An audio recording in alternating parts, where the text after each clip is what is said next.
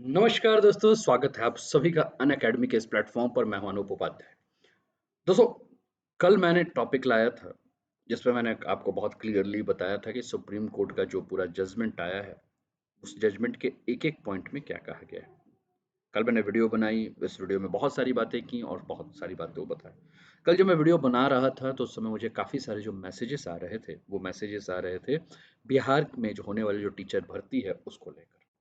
काफ़ी सारे स्टूडेंट्स ये कह रहे थे कि सर, अब मैंने जो बिहार पीसीएस का के थ्रू जो हो शिक्षक भर्ती जो परीक्षा हो रही है, उसके लिए मैं पात्र हूँ या ना हूँ? मैंने फॉर्म भर तो दिया है, क्या मैं पेपर देने जाऊँ या ना जाऊँ? कहीं ऐसा मत हो कि मैं घर से पेपर देने के लिए जा रहा हूँ, पेपर भी बहुत अच्छा होता है और उसके बाद पता चला कि मेरी जो भर्ती है वो रद्द हो जाती है।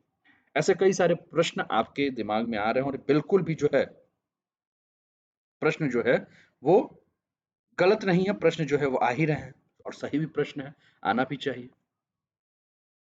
लेकिन अब इसको लेकर क्या-क्या आगे बातें हो रही हैं? बिहार सरकार बिहार लोक सेवा आयोग के अध्यक्ष ने इस पर अपनी क्या बात कही है, वो भी हम बात करेंगे।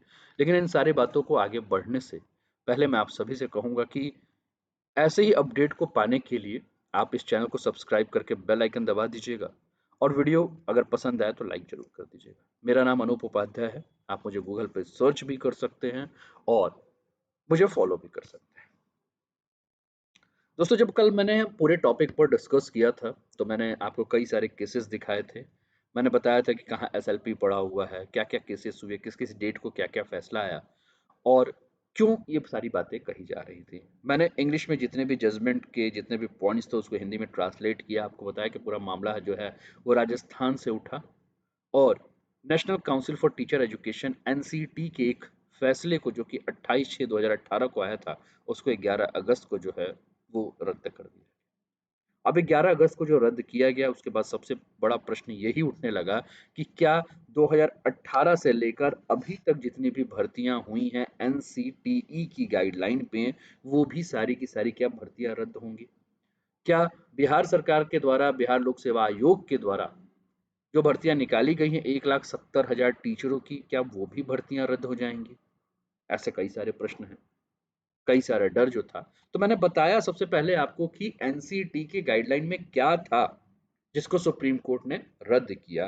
क्योंकि सुप्रीम कोर्ट को एनसीटी बार-बार यही कह रहा है कि हम राइट टू एजुकेशन के तहत जो एक फ्री एजुकेशन की बात कर रहे हैं, हमारे कहने का मतलब ये है कि केवल फ्री एजुकेशन का मतलब ये नहीं, हम क्वालिटी एजुकेशन की बात कर रहे हैं।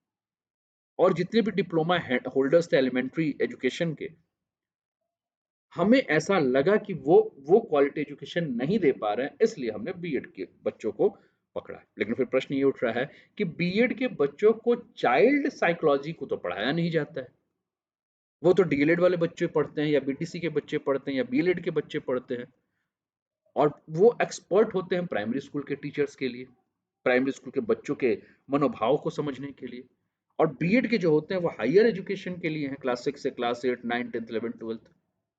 तो ये सारी बातें हुई, बात उठी राजस्थान से, लेकिन प्रभाव पड़ा पूरे भारत में।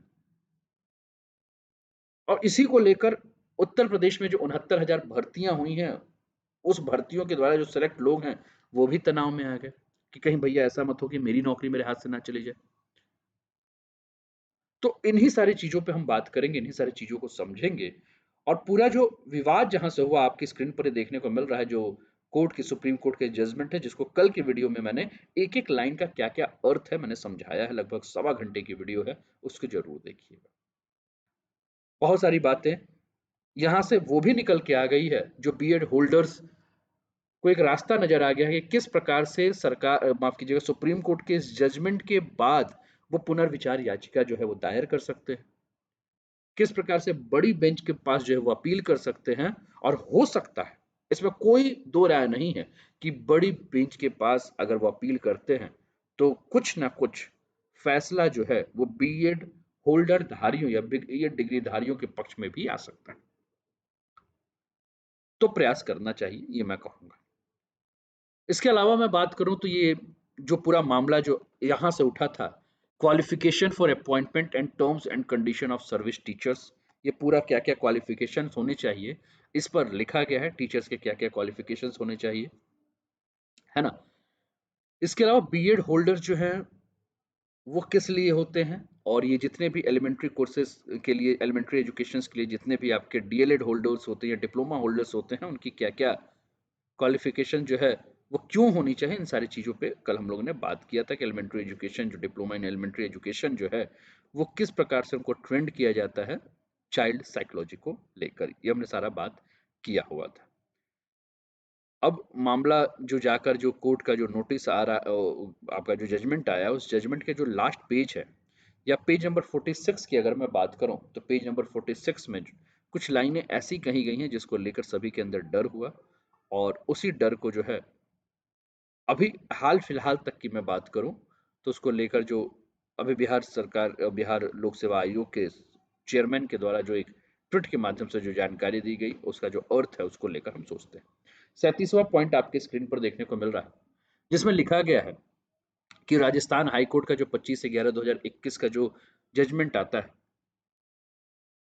उसको हम अपहेल्ड मानेंगे, और जो अपील जो याचिका करता है, उसके अपील को जो है हम डिसमिस करते हैं। और 28/6/2018 का जो नोटिफिकेशन है, उसे हम साइड में रख देते हैं, सेट असाइड एंड क्वाश्ड। क्वाश्ड का मतलब होता है कि किसी भी प्रकार के आधिकारिक नोटिफिकेशन को रद्द करना। और लास्ट में लिखा गया, अब इस पर कोई भी हम बातचीत नहीं करेंगे, खत्म हो गया। नृत्य बोस और सुधांशु धूलिया जी ने इस बात को कहा। बात मेरी समझ में आ रही है आपको? अब बच्चे जो हैं वो जा रहे हैं, लेकिन कल कुछ घटना क्या घटी, वो घटना मैं आपको आपके स्क्रीन पर शो करता हूँ। कल आप देखेंगे कई सारे समाचार पत्रों ने ये बात छापी थी, आज तक ने, प्रभात खबर ने, हिंदुस्तान ने, जी का चैनल था। और इसके अलावा इस पे जो बातें हुई थी, वो बातें क्या हुई थी? बातें ये हुई थी, अतुल प्रसाद जी हैं, चेयरमैन हैं public service commission, IAS retired हैं, फॉर्मर डेवलपमेंट कमिश्नर हैं, बिहार के बीटेक आईआईटी कानपुर से हैं, अच्छे खासे पढ़े लिखे, और काफ़ी ज़्यादा एक तरह से हम बात करें तो आयोग में बहुत बड़ा क्रांतिकारी परिवर्तन लाने के लिए इनको जाना जा रहा है।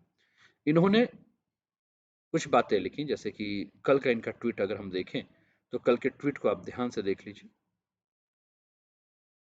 कल के ट्वीट में इन्होंने अपनी बातें जो कही, और उसी से जो है एक अर्थ निकाला जा रहा है कि किस प्रकार से इनका ट्वीट जो है वो संजीवनी का काम करेगा, किनके लिए? उन स्टूडेंट्स के लिए जो कल तक जो है परेशान थे। कल तक उनको समझ में नहीं आ रहा था कि अब हमारे लिए अगला रास्ता क्या होगा, है ना? तो इनका ट्वीट जो है, जिस पे हम लोग बात कर रहे हैं, जिसको हम लोग देख रहे हैं,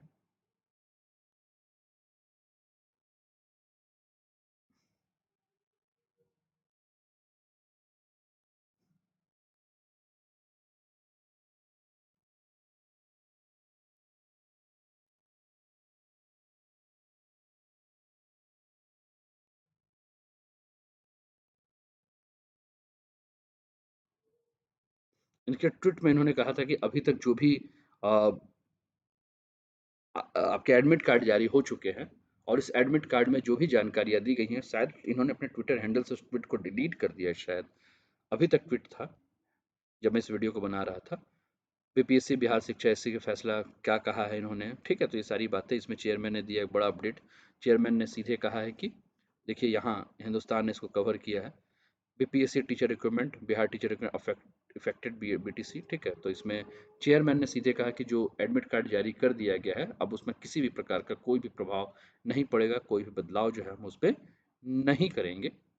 और जिसका जैसे-जैसे सेंटर अलॉट है, वो जाके एग्ज़ाम दे। यानी कि इसका सबसे बड़ा अर्थ ये होता है कि क्लास 1 से लेकर क्लास 5 के लिए जो प्राइमरी सेगमेंट के लिए जो बीएड होल्डर्स हैं, उनको मना नहीं किया जा रहा, उनसे कहा जा रहा है कि वो जाके एग्ज़ाम दे सकते हैं।